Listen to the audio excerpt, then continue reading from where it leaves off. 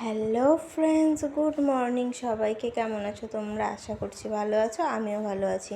তো চলে এলাম আবার নতুন একটা ব্লগের সাথে। তো আজকে হচ্ছে আমাদের এখানে বিপদনাশিনী পুজো। তো সবাই মিলে এখানে পুজো করছে। আমি তো করতে পারবো না, তো শাশুড়ি মা করছে।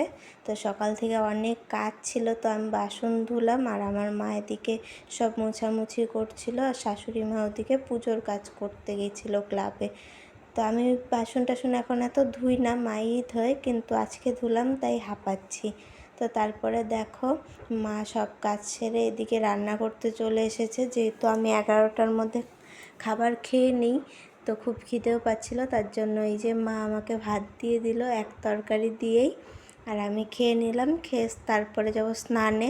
তো দেখো স্নান করে একটা শাড়ি পরে নিয়েছি, যেহেতু বাড়ির সামনেই পুজো, তো শাড়ি তো পরতেই হবে। তাও আমি বলেছিলাম যে হাউস কোট পরে চলে যাই, শাড়ি খুব একটা পরতে পারি না, কিন্তু তোমাদের দাদাভাই বলল না শাড়িই পরো। তো তারপরে এই যে দেখো এখানে চলে এসেছি ঠাকুর দেখতে। তো আমি এখানে প্রণাম করে একটু বসেছিলাম, মার সঙ্গে এসেছি, মা নিয়ে এসেছে।